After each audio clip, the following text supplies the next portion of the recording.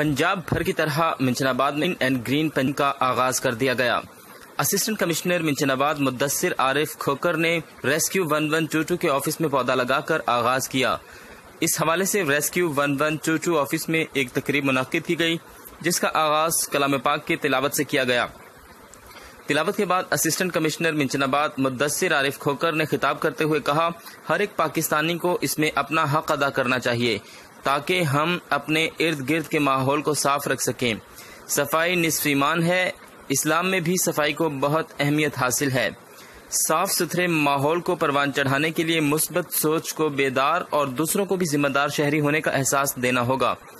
اس حوالے سے آگاہی واک بھی کی گئی۔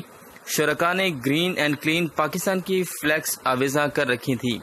آگاہی واک ریسکیو 112